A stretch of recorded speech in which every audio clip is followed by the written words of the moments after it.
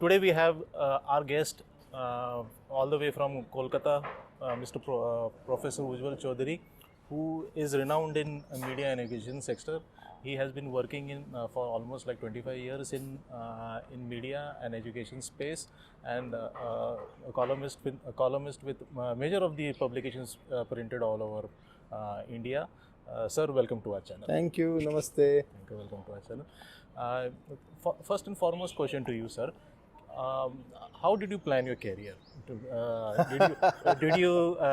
Someone very famous said, what happens when you plan, what happens in reality is life, not what you plan. I mean, the exact language is, life is what actually happens when you are planning the life. Wow. So, I hardly have planned. Great. I wanted to have an enjoyable, happy, meaningful and socially productive life, and financially good enough for me and my family, neither too rich nor hands to mouth. That was the only goal, that's all. Today I'm happy that I've worked in 13 organizations. This is my 14th job. Wow. In less than 30 years of life. I'm telling as if I've got awards, but the fact is that I have enjoyed working in multiple places because it has given me the opportunity to meet newer sets of people in newer cities. 7 cities in India and 3 abroad. In 10 cities I've worked across 14 jobs. There have been also projects, one-off projects, small projects, long projects, maybe 40-45 projects.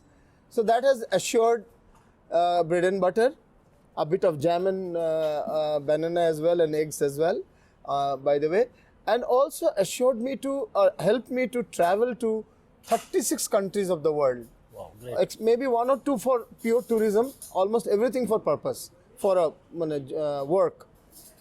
And that has given a wide range of views. I still remain committed to my country. I had an opportunity to settle in the West, and then in Middle East, but I've decided to be in my country. That makes me still remain true to my education of Ramakrishna Mission set up by Swami Vivekananda. I am a proud Hindu and not a Hindutvawadi. I am a proud Indian, but not against any other nation or nationality. I am a proud Bengali, but not against any other linguistic group of the country, and I believe India is extremely rich in language and literature. Great. Sir, majorly you have spent most of your career in education sector.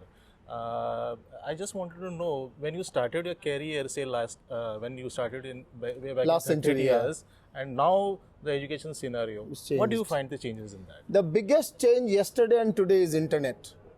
Great. Internet and cloud technology were not there when we started education, when we were students in the 80s, 70s and 80s. And then when I started teaching in late 90s and then over to this century, the biggest change is that internet, cloud technology and IT have completely revolutionized. We had to study from books and listen to teachers. Today, teacher is only a first stimulus, not the last answer. And some of the students may not be even reading books. They might be getting the entire content through Google and through Kindle and other sources. So this is the biggest change. The second big change that I should say and note here, syllabus courses were being changed. Even now, unfortunately, in many universities, especially some public universities largely, courses and syllabus change once in 5 years, 4 years, 6 years. In some cases, I remember I had given my master's exam on the constitution of USSR 3 years after USSR disintegrated. Wow. On the map of the world, there was no USSR, there was Russia and 14 other countries, but I have given my master's exam, one module was on USSR constitution. So, but today, this is not the case. Normally, excepting few exceptions, bad exceptions, largely universities are upgrading their syllabus on a yearly basis.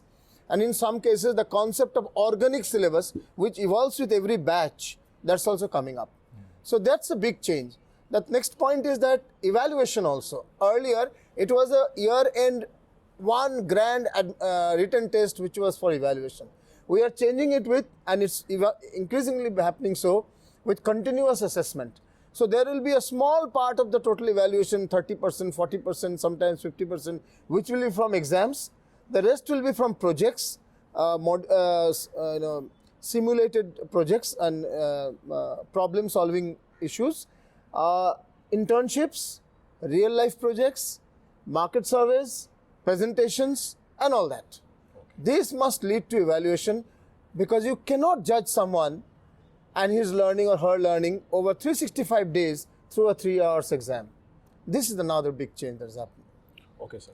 Yeah. Also, the shift has moved from liberal arts, liberal science, and all those to more applied arts, applied science. So, professional courses like management, design, media, engineering, and several other professional animation, several other professional courses. That shift has also happened.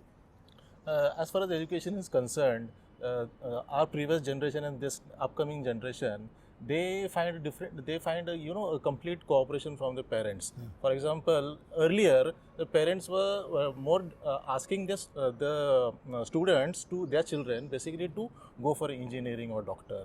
Now the parents are open. The avenues are open. Agree. How do you what is the take on that? So, almost around 3,000 plus engineering colleges are there in the country. Last year's figure is around 33%, one-third. 1 on 3 engineering seats are vacant across the country. Yes, there is no problem with the best ones like IITs and a few others, but a large number of engineering colleges, particularly which mushroomed in the last 8, 9, 10 years, 50%, 60% seats are going vacant. And there are engineers who are passing out and doing job unrelated to what they have studied. And even if slightly related, they are working for as pittance as 6,000, 7,000, 8,000 rupees per month. So, which is below the minimum wage, which is almost above 10,000 at this point of time, minimum wage of the country. I mean, see, after being an engineer, not a class 10 pass. Yes, medical science, that has so much of quantity revolution has not happened in medical science because of the higher amount of investment for medical education. But there are dental colleges, pharmacy colleges, paramedical colleges which have been mushrooming. Having said that, engineers and doctors are necessary. My father has been a doctor, he is no more alive. And my dearest uncle is an engineer who has worked with the Indian Army in engineering corps, the cadre, engineering cadre, has been involved in making bridges and roads and for the army movement and all. So the nation needs them. But the nation needs many other aspects and qualities as well. We must understand, in life, in family, in society and in nation, the right side and the left side of the brain must go together. The right side is all about aesthetics, creativity, commitment, passion, empathy. And the left side is all about logic, mathematics, rationality, science, technology. So both should go hand in hand. Even an engineer also has to be creative, and a creative personality also logical. There are more than 99 types of opportunities that's there today. Even a chef can make a global name. I mean, we're so proud of Sanjeev Kapoor, by the way. The master chef even started a channel of it in his through his efforts called Food, and a chain of restaurants across the world. And think of anything. I mean, Mickey Jagtap, I suppose his name, Mickey Contractor. Sorry, the best known makeup man in Bollywood earns 80,000 rupees per face of a star for doing makeup of a star for 1 day shoot. He earns 80,000. If he does three persons makeup, is 2,40,000 a day. On a day, he might work for 5 days and then relax. So there are people coming from completely obscure areas. I mean, just now this Jaiswal boy, who does not have 2 square meals a day, that was selling pani puri on the streets, is now a player in the Indian cricket team. An IPL team has bought him for 2.3 crores. This is India. This is real new India. Great. The real new India is coming from the huts, coming from the small towns, coming from the villages, and coming with a great hunger in stomach physically and figuratively. Like Hima Das. Like Hima Das. Yeah. Did not have a shoe to run. Can you believe a Commonwealth gold winner did not have a shoe to run, and she is an athletics winner. And she used to run across, did not have a proper track to run. She used to run across fields because her father is a farmer, where the paddy is cut, hurting her feet as well at times. Did not have a proper running shoe. Just the simplest, that shoe that we get, cloth shoe, she was using that. So where there is hunger, there is possibility of growth. And people are coming up in many fields. Yeah.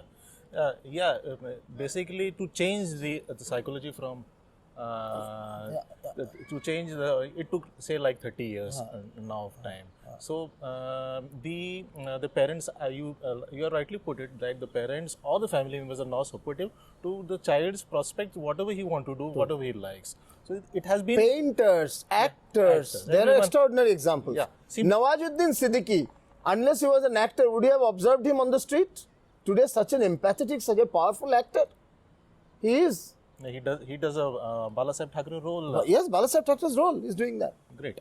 So there are basically now the parents or the family members have understood ki whatever the child is interested, let him do, and avenues are there, and India is quite big, so that it is not only about job, whatever he likes, let him do. Since you have also spent too much time in media, coming from media industry, and say if we are talking about a span of say 30 years, previously the media was basically into print and households and morning and evening news were there, Right. so that people used to get the news. So say if you put together now, if you see say span of say 20-30 years, and the last 5 years the internet space has evolved, and the media has been reaching in the hands of the user or the reader. Because of this, the reading habit, basically the reading habit, according to recent studies, have Fallen going down. Going Yeah. down. What is your take? Media consumption has not fallen. In fact, it's grown. The definition of consumption through the printed word, through the text, through reading, that has surely gone down. Because I am above 50, I am still nostalgic about reading. I still would want my child and other younger children to actually read. But this is natural, this is normal, there's nothing wrong in that.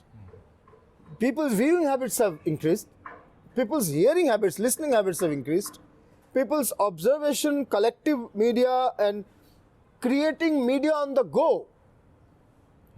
I mean, we just organized a 6-member, me and 5 panelists, 6-member talk show for 1 hour in Calcutta Book Fair.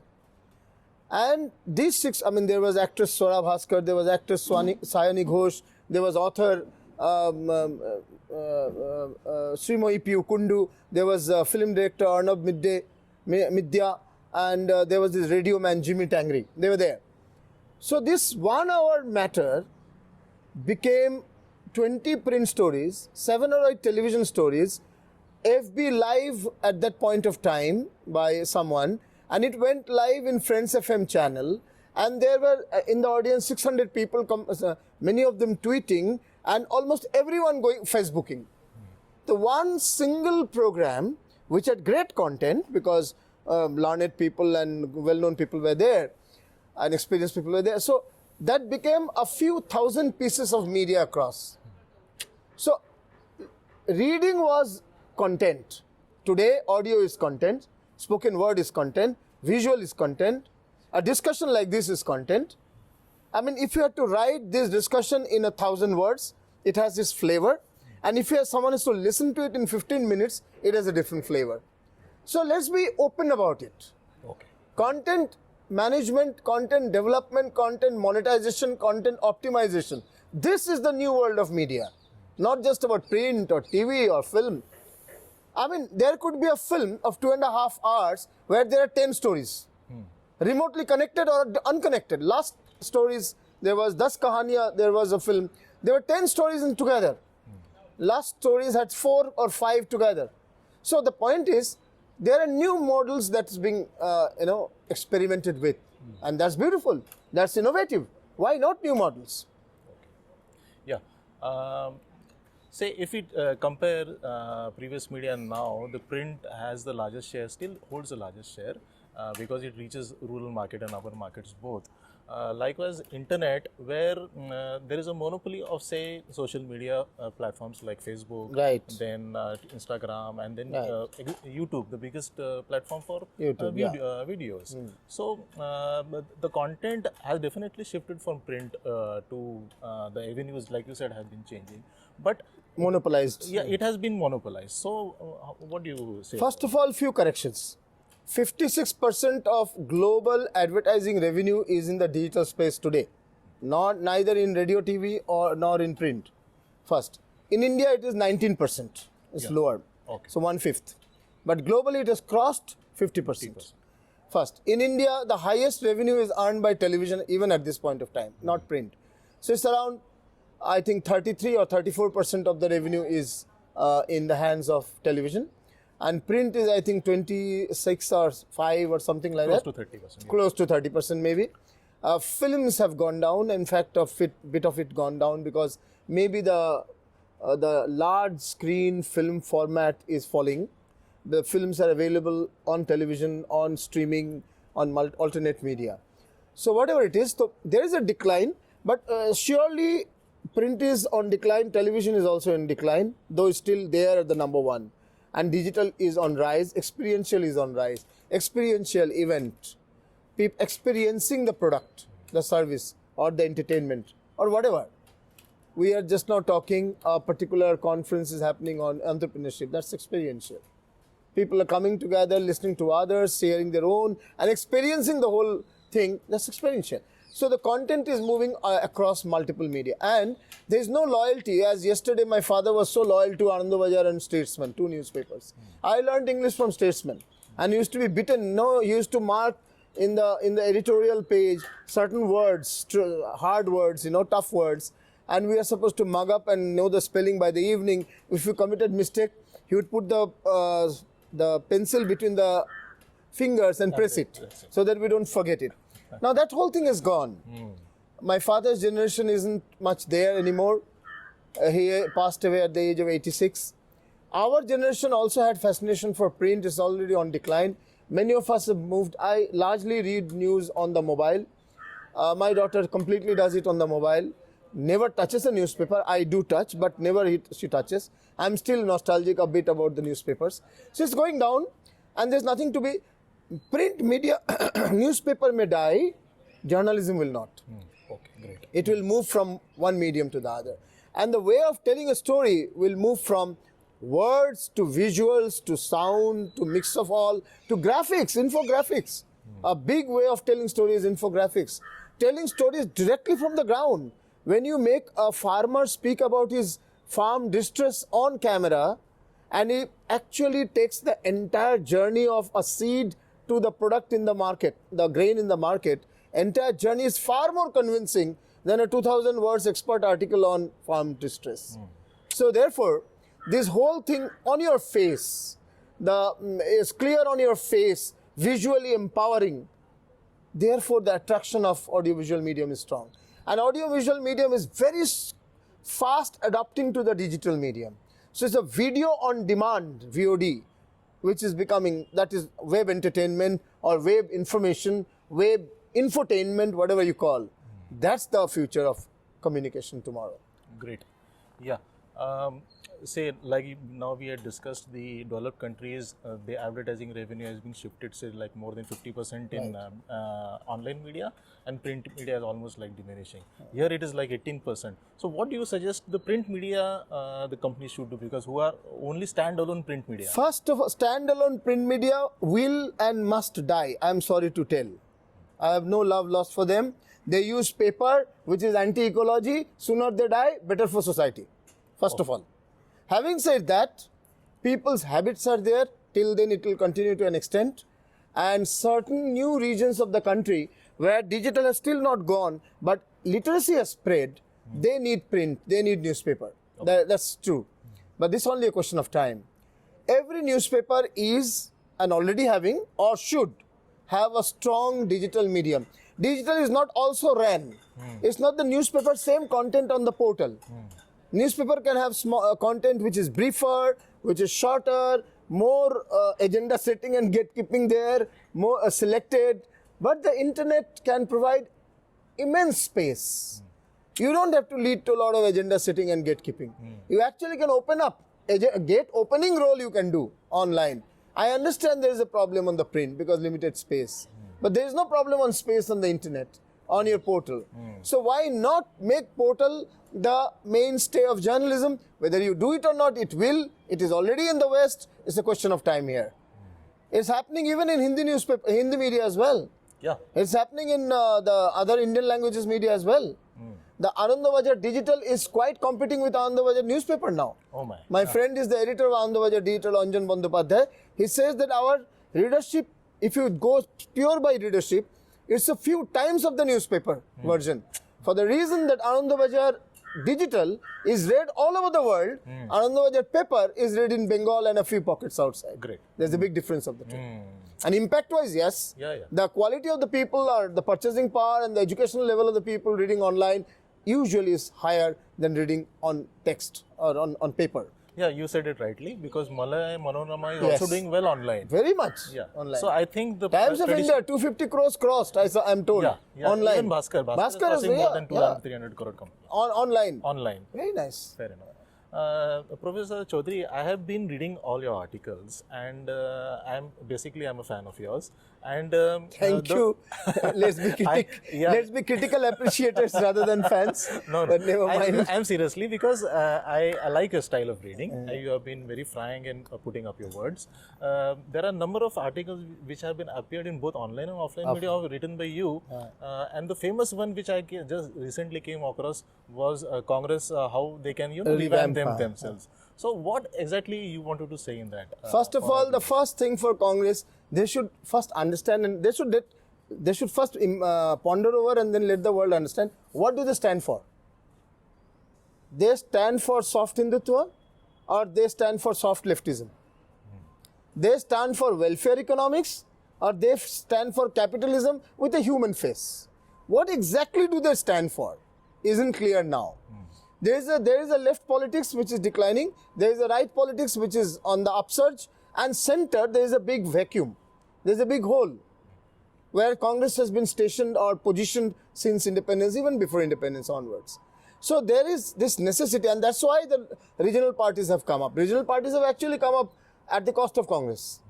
So they need to really understand what do they stand for. That's point one. Point two, I mean, after the fall of the last last election, fall of Congress or failure of Congress to win the last election, the president resigned. In 40 days or 45 days of brainstorming, the party could not find anyone else other than the ailing mother of the president. And the president is now back.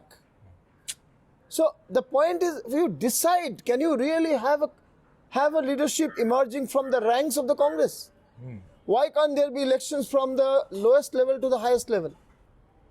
There's no harm if a non-Gandhi becomes president. Still a Gandhi can be prime minister tomorrow. I mean, he can be one of the leaders and can be prime minister tomorrow. So why can't there be, I mean, this is something. Second, the generational shift has to happen. The peculiarity is the senior generation willy-nilly is accepting Rahul Gandhi, whether they're happy or unhappy, but they cannot accept the other younger leaders at all. I mean, when the state of Rajasthan, the party was led by Sachin Pilot for 5 years, from pittance the party was brought to a winning situation. What was the need to give to the old guard the chief ministership and not to the young man? The old guard could have been here, and Ashok Gehlot is a great organizer. So why can't the next generation take up? That's the next point. And why can't you? I mean, Congress has been known for reaching out to all sections of the society. Its leadership doesn't reflect that. How many women are there? How many tribals are there? How many people from the minorities are there? And diverse minority backgrounds? This is not being seen. I appreciate the Congress stand of Nyay. 12,000 rupees as minimum income of an adult Indian. That minimum basic security of or guaranteed income is required in this country. This country is extremely harsh to the people who are destitute and marginalized. People who are viewing and people who are talking are not the people who are marginalized. Because if you are understanding English, you cannot be a marginalized person in this country. The true marginalized people from the urban slums, from the JJ clusters of Delhi or slums of Mumbai or any other place, from the tribal areas, from extreme hinterlands where they are killing rats to eat, to quench their hunger. You just cannot. They're even drinking muddy water to quench their thirst. We can't even actually visualize their life. We can't even think about them. And their stories don't come in the newspapers. They are not shown on television at all. They don't make a visual story. And therefore, we do not know them. There's a huge invincible India. More than 50% of the country is invincible to the larger masses like us. We 20% people actually command the entire media, the public opinion, the expenses, the allocation of funds, everything is less than 20% of the people actually deciding for it. And the government functions, if at all, for a small minority. So there is this India which Nyaya could have brought up by being, and with 12,000 rupees minimum per hand per person, the consumption would have gone up, the demand would have gone up. This is a lack of demand related slowdown now. The government is responding by producing more and more. There is already production in the malls and the shops. People are not there to buy. They're not buying. They're not buying. It's a consumption, death of consumption or decline of consumption, almost virtual death at this point of time. One of the ruling member of parliament, Subramaniam Swamy, says it's 1.5% GDP growth. Government still claiming 4.5. That's half than what it was 10 years ago. That's half of Bangladesh. Let's be ashamed of it. It's even half of Bangladesh, the growth rate. Economy can be larger because 135 crores, Bangladesh has 18 crores people. So it is important that Congress got that Nyaya concept very well, whether it was from Abhijit Banerjee's thoughts or any others, whatever. This is so solid. But they didn't committed other mistakes. There was no need to immediately get into issues which can be exploited by the right wing that Congress is not nationalist, whether it's on sedition or AFSPA and all. This could have been issues which were taken when it is in power. It's important. Diplomatic silence is important. But Nyaya was the real point on which 50% of the population could have been mobilized. They could not do it. I found huge Nyaya hoardings spending lakhs of rupees in Delhi. Delhi walo ko Nyaya se matlab nahi hai. It has to be in the small towns and villages and slums and all that. So Congress has to redefine that. Congress's organizational setup is just sucks. There is no organizational setup. There is no elected. I mean, he started. Rahul Gandhi started once. It was completely left in the middle. And you cannot be in today's politics. You cannot be a part-time, seasonal, on desire politician. Either be like Modi 24/7 into 356 days, politician, or by like Arvind Kejriwal. If he does not want to speak on Shaheen Bagh, you cannot make him speak on it. He will only speak on schools, college, Shiksha, health, water and Bijli and all that. So learn that communication part. Learn to be a full-time politician. You just cannot be. Whenever there are major issues in the country, Rahul Gandhi is found abroad. Might be for any good reason, but that's not the way to do the opposition politics. And this whole image and attitude of being a national party, a big party, has to go. You have let your ego go in Jharkhand, you have got the benefit. You have got the benefit. You did not let it go in Haryana, so you lost it. What was the harm if the two Chautala, the Dushyant Chautala and Hooda would have come together? Like they did in Maharashtra. Like the post-election they did. Yeah. But Maharashtra, they didn't even fight the election here. NCP was the leading party. With NCP, they could fight. The iconic image of Maharashtra election was Sharad Pawar drenching in the rainwater at 80 years of age and addressing a motley group of people. That was the iconic defining image of Maharashtra. And you see today Sharad Pawar has the remote control in his hands. Whether this government continues all 5 years of his tenure, I do not know. Nobody can tell. But therefore, what was the need for Congress to fight with JDS in Karnataka? Now both of them are kicked out. Both of them are, nursing their wounds at this point of time. And a corrupt, highly anti-people government of Yedurappa is in power. So one has to understand, and Congress is giving tickets to people who are easily corruptible. Let me just tell me, there were 67 MLAs of Aam Aadmi Party in Delhi. And the entire party, entire resources of the party would not add up to a few crores. On the opposite is the most powerful party of the world, with the highest annual revenue of the world. Even a British or an American party does not have the resources at command as with BJP. They could not corrupt beyond the 3 MLAs. Kapil Mishra, one Bawana MLA, I forgot that guy's name, and one more guy, I suppose, three MLAs, were the only people they could defect. Okay. They tried their best. So the point is, Congress also can do that, but that commitment is required. Seva Dal, grassroots organization of Congress, where is it gone? RSS gives the grassroots support to BJP. Who does to Congress? No, media will do that. Or sometime Modi will become unpopular. Sometime Devendra Fadnavis will fall. So you wait for the providence to happen. Nonsense. In a democracy, you need to be with people. You need to be with their issues. You need to be organizing them. You need to have your every booth representative working tirelessly as Sevadal did. And BJP does this through their Panna Pramukhs. That's not there. There is no organization. Sir, as per our discussion and like Congress, basically the points which you have been sharing, does it lack top leadership? For example, Mr. Modi, our Prime Minister, is, every time he is on radio, every time he is close to people. Communication, and yes. communication Yes. skills are Agreed. excellent. Totally. And he is basically thinking out of the box. He tries to do something else. But whenever there is a feedback coming from market or say society, there is no option beyond Modi, Mr. Modi, and there is So one of the strategies of BJP's communication is not to promote Modi only, but to also promote this idea that there is no option. This Tina, there is no option, there is no alternative. Tina is one of the messaging of the BJP's IT cell and their communication also. This is in every country, whoever is powerful tries to build that image. Indira Gandhi did that. There is no option other than Indira Gandhi. Indira Gandhi did that. Her henchman Devakanto Barua, who was the Congress president at that time, used to say, India is Indira, Indira is India. No individual, however great, Mahatma Gandhi or Indira Gandhi or Narendra Modi can be equal to the country. The country is above you, me and everyone. So if that's true, it is but natural that they will promote this idea, Tina. The alternate has to be. Now, in case of certain states, for example, Mamata has been able to create a power image around her. Kejriwal has been somewhat successful. Naveen Patnaik is successful in Odisha. And some other people are also trying here and there.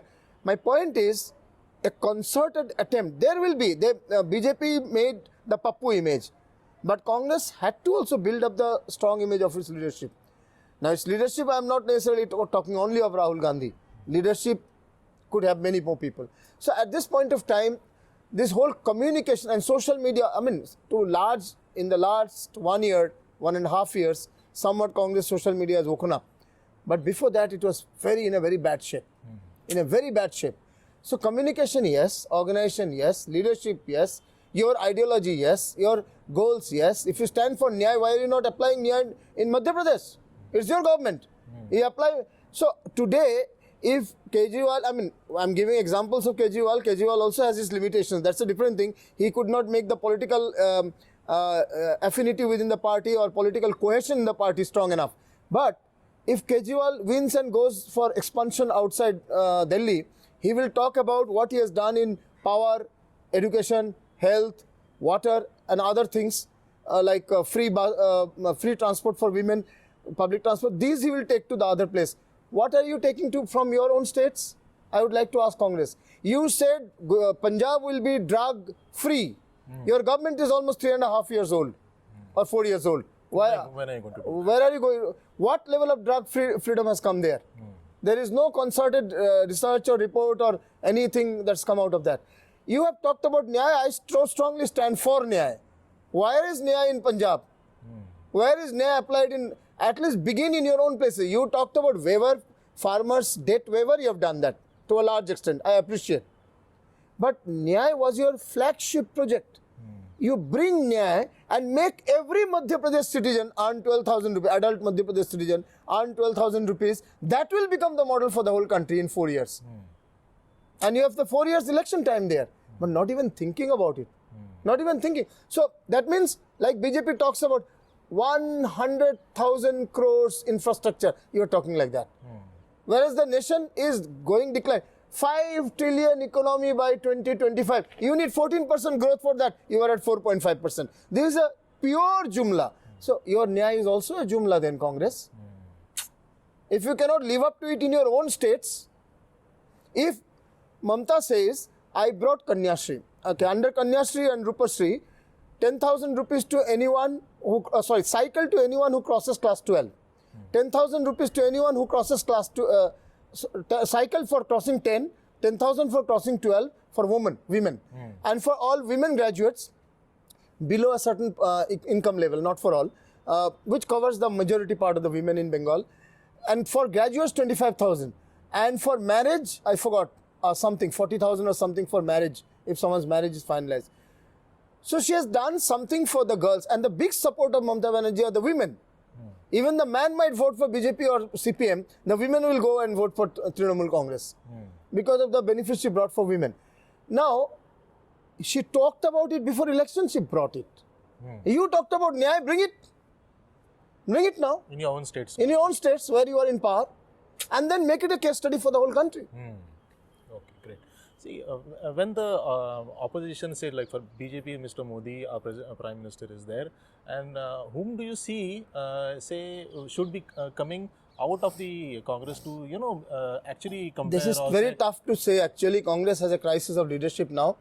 But I can say, if there was a proper grooming and leadership positioning of Sachin Pilot, Shashi Tharoor, Jyotiraditya Scindia, Meenakshi Natarajan, and a few others are also there. Bagul is doing very well in Chhattisgarh, and a few others are there. There could be a new leadership that can emerge from Congress as well.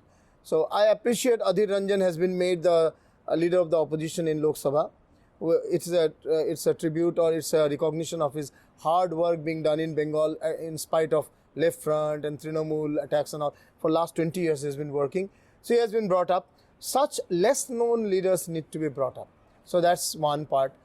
As far as the leadership now, someone with a great communication skills and a great connect with people required to stand in front of Modi for democracy to be meaningful. One party dominant majoritarian government are against the ethos of democracy. I do not still now see Rahul Gandhi coming up to the mark. Maybe he might. He has surely bettered it in the last 2 years, no doubt about that. The Gujarat election was fought very strongly. But without organization, if you talk of leaders, Kanhaiya Kumar is a great communicator and is connecting with the Hindi belt quite well. Kejriwal is a great communicator when he is talking about governance issues, not necessarily protesting, when he is talking about governance issues, which he is doing now. Mamata Banerjee in the Bengal context is a great communicator, but the problem is that she is not conversant strongly in Hindi and English, and she also needs to develop a collective leadership there in Bengal, which is another problem there. She is promoting her nephew, has to actually look into the other hard-working cadres that she has got. So, but there is a crisis of leadership in the opposition. I mean, finally it has to be from among, surely from among Rahul Gandhi, Sachin Pilot, Arvind Kejriwal, Mamata Banerjee, in South Stalin. Priyanka Gandhi, yes. I forgot to tell. Priyanka Gandhi seems to be a better communicator than Rahul. Priyanka Gandhi, yes. And in fact, she has a connect with. Yes, and there's no harm in having a collective leadership of Rahul being president, Priyanka being general secretary. She is already one of the general secretaries, can be the chief general secretary as well. And that could be. But then the party must be open to promoting both. I mean, there should not be a personality clash between them, which I hope there isn't. Yeah, I think in the Delhi elections, both have been campaigning together. Yesterday also. But personally, I think they should not have campaigned in Delhi election. They have an uphill task to win. They are only cutting down the opposition votes. Let BJP and Aam Aadmi parties fight it out there. And let them be silent, or maybe in 3 or 4 seats where they are strong. Like they did in Maharashtra. Like they did in Maharashtra. In Maharashtra, they should have fought better. They didn't. Yeah. But they must concentrate on Bihar. Not even Bengal. Leave it to Mamata Banerjee. Bihar, there is a chance. CPI, CPM, Congress and RJD together, and that Maji, they together has a possibility to upset the apple cart of Nitish Kumar, BJP and Paswan. So there is a possibility, and that is where the battle is. Bengal, personally I believe it is a Mamata Banerjee next one more term, and Kejriwal one more term in Delhi. But Bihar is an open question yet. Okay. I also, Professor Chaudhary, I read your article about Delhi elections, and there, basically, the major three parties, BJP, Aam Aadmi Party, and Congress, have been, campaigning in the last week in Delhi. Whom do you see as an emerging party? Because if we say Aam Aadmi Party is already on its peak, gaining more than that, very difficult for Aam Aadmi Party. No, it won't be a crossing 67 seats by any chance. Yeah. Forget that. 67 by 70 itself was perhaps the peak for any political party, excepting Sikkim. One party in Sikkim got 100% all seats, but that's a very small minority, minor state with few lakhs of voters. But here is 2.5 crores at least, though small state, and it's a half state. So my point is about not who wins only. My point is, democracy needs a different dialogue or different language. We have been always fighting elections on the basis of community, caste, religion, language, region, and less on the basis of what we have done. Every political party, if he is in the opposition, will say, if we come, we will do this. And those who are in the ruling party said, we have tried to do many things, but if we come again, we will do this. First time an election is happening, which is not being fought on what we will do, but what we have done. First time an election is being fought on the basis of the work of 5 years, and the leader is telling publicly in every meeting, if each of your life is touched by us positively, then only vote. If not, please do not vote. And he's also telling to BJP and Congress voters, party members, please continue with your party loyalty, but if your child is getting free education, if your home is getting free, Bijli bill, if your women are traveling free in the transport, if your water quality is better and water flow is better, if the tanker mafia is gone, if you are having government services at your doorstep through online, if these are happening, if your parents have gone to Tirth Yatra free of cost, if these things are happening, and in spite of all these things, if you are doing business, there is no license Raj, Inspector Raj, if the VAT is being collected correctly and honestly, if you find in spite of all this free, 30,000 crore Delhi budget has actually gone up to 60,000 crore, which is doubling up in 5 years. Even the bank does not make 1 rupee into 2 in 5 years these days. 6.5, 7 years you double up your money. 7 years. 7 years. And it has happened in 5 years. If these things have touched your life, then only vote. This language is important. Every government in future of India, in future democracy, if it has to grow, must come and tell what I will do should not be told. What is Hindu-Muslim things do not be. Just tell what I have done. If your life is changed, vote for me. Not changed, do not vote for me. And the alternative has to tell. In case of Delhi, all the 7 MPs for the last 6 years are of BJP. The municipality corporations, all the 3 municipality corporations are of BJP for the last 15 years. So let them say what they've done under municipality and Lok Sabha members, MP led funds. Let the government say about state government tell about its work. But unfortunately, Kejriwal is talking about what it has done, and Modi and others are talking about Shaheen Bagh. Shaheen Bagh may be an important issue. Shaheen Bagh may be talking about CA and RC, which is a national issue of importance. But at this point of time, Shaheen Bagh is a protest by a few thousand people there. They may reflect many more outside. I agree to that. But it is an election of the 2.5 crores people of Delhi state, not a ward election of Shaheen Bagh, a corporator's election of Shaheen Bagh. It has to be fought on the issues that affects 2.5 crores people of Delhi. From that point of view, the entire heinous attempt to make it a Hindu-Muslim fight, in fact, Shaheen Bagh protest, I don't believe it's only a Muslim protest. There are many Hindus who have gone. Sikhs are there, large number of Sikhs are there, Hindus are there. But this whole attempt by BJP to just make the entire Delhi election into only a Shaheen Bagh, only Hindu-Muslim, and the entire so-called Godi media is accepting a few honorable exceptions, are trying to put up, is really shameful. Professor Chaudhary, I have also read your recent article about CA and RC. Yes. And I have read again and again to understand why it is so important for BJP to do that, and also the nation has been protesting. All the youngsters are on road, and the entire nation is the attention is diverted towards the CA. What is your take on that, basically? Before getting into the issue, At this point, India's economy is growing at 4.5%, which is half of what it was. Which is also doubtful. Because of many reasons. Yes. 1.5%. Then in 45 years history, this is the highest joblessness, and we are having whatever growth is completely jobless growth. In such a situation, to tell that we can take in refugees from other 3 countries, forget the religion part, refugees, 1.5 crores of people we can take and make them Indian citizens, and you are unable to feed half the population of India, 60-70 crores, going to bed without proper food, and you're talking of taking another 1.5-2 crores. Is it just a gimmick to gain the attention of the majority community or reality? First point is this, without getting into the topic. Now getting into the topic, when you say that you want to take in the persecuted minorities of Afghanistan, Pakistan and Bangladesh, I am a refugee son. I am the son of a refugee from East Bengal. It was East Pakistan at the time. Much before Bangladesh was born, after the partition of India, my parents, who were teenagers at that time, had to run away because of the riots. Similarly, like Muslim brothers, sisters here had to run away to Bangladesh or Pakistan. They had to run away. They were married in India. I was born in Barakpur. I am a refugee son. I have all sympathy for a stand of being humanitarian, benevolent towards persecuted minorities. But why 3 countries? What crime has the Hindu Tamilians done who were persecuted in Sri Lanka? What crime has a section of the Madhesis who are under discrimination, if not persecution, in Nepal done? Then, if you are talking of persecuted minority people, then within religion also there are minorities. Ahmadiyyas are minorities in Pakistan. Rohingyas are minority in Burma. So what crimes have they done?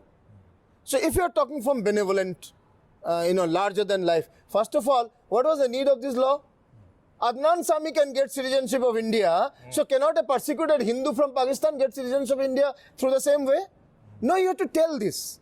By telling this, you want every Tom, Dick and Harry among the Hindu community to come together, polarize. So point is, if Adnan Sami can get Indian citizenship, then, and he is a non-persecuted from Pakistan with whom you have the longest history of fighting, then any persecuted minority from any country could have come. So there was no need of a special law. Oh, the process will be fast. That depends on bureaucracy. That depends on bureaucracy. There is a Citizenship Act on by which a foreigner can become. If I marry a Spanish lady, she can become an Indian citizen following certain norms and rules. And if a lady from or a gentleman from any other country comes, and there are many such examples who have come from Europe and become citizens here. So there was no need for this. The need is political, not your persecution argument. The next point, if you are wanting to give persecuted people the benefit of your citizenship and whatever, by the way, I have a joke. 8.5% is the growth rate of Bangladesh, 4.5% is growth rate of India. Another 5 years, Indians will be going to Bangladesh for greener pastures and not the other way around. But having said that, and you know that 9 lakhs people in Bangladesh has one university.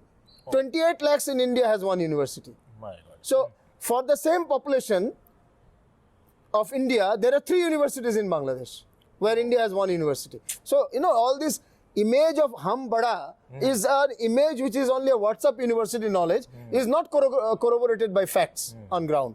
And this has nothing to do with only Modi government. This failure of our education is 70 years failure. And the bigger failure is of Congress in that. Having said that, the next question is, the Article 14, Article 16 and Article 25 categorically says, never shall citizenship be given or taken away only on the basis of religion. And that's what exactly is done in this amendment. Persecuted minorities of these communities, excepting Muslims, from these 3 countries can apply for citizenship if they have come before 31st December 2014. Is exactly violation of 14, 16 and Article 25. And you are saying you vouch by this constitution? If you vouch by this constitution, how are you violating it? That's about CAA. But CAA is still passable. The real problem is NRC. The moment you say by CAA, the non-Muslims can apply for citizenship, and then you bring NRC and ask everyone to show your 2-generation certificate.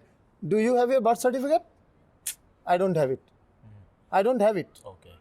I have my this certificate, what you call school certificate, which tells my birth date is this. But I don't have a birth certificate. And I can guarantee you, even if you have your birth certificate, you will not have your parents' birth certificate. Yeah, quite possible in many cases. My father's birth certificate is there. He was in army. My mother's birth certificate is not there. Grandparents' proof of residence, I'm sure you won't have it. No. I don't have it. Definitely not. So 90% people will fail on the arguments of NRC, on the qualifications required or the papers required. So what will you do first? The entire country, like demonetization, was standing in front of the banks, and 110 people died in the lines. Similarly, entire country will be standing in front of the bureaucrats' offices, the so-called citizenship determination offices, living your economy, living your work. You and I still can afford to do that. Our jobs or our income may not totally go away, but think of the daily wage workers. Think of the workers whose daily income sustains their families. They cannot. And not one time, 2, 3 times. There is an alternate. NRC was applied only in Assam. 1,620 crores has been spent. 9 years has been spent. 19 lakhs of people told as doubtful citizens. One state. And 2 crores people, 2.5 crores people. Apply that to 135 crores people. It will be more than 1 lakh crores required. It will be more than 30-40 years. What are you talking about? You are making 30-40 years people stand in lines and not earn. So why did you have Aadhaar card? This government made Aadhaar card compulsory. 96% people have Aadhaar card. Why don't you turn Aadhaar card into citizenship? The real way of stopping foreign infiltration is to seal the border with Pakistan, seal the border with Bangladesh, seal the border with Burma. Rohingyas cannot come in. You are not sealing any border. Your BSF is taking money and allowing people to transport. Cows are being taken out of India to Bangladesh and sold. Right. The cow smuggling, they will write 5 cows for certain reasons, grazing and all, 500 cows will be thrown inside. They're taking money per piece, per unit. So you are allowing that to happen.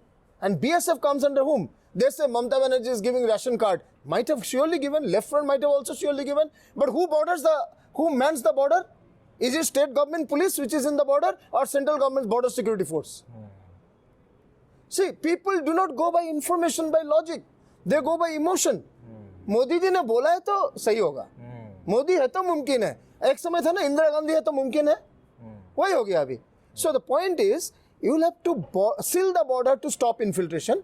जो आ गए हैं उनके पास अगर आधार card और बाकी सब है तो but the focus is not this. Focus is economy. Focus is money. Focus is job. Focus is cottage, small and medium enterprises. That's all.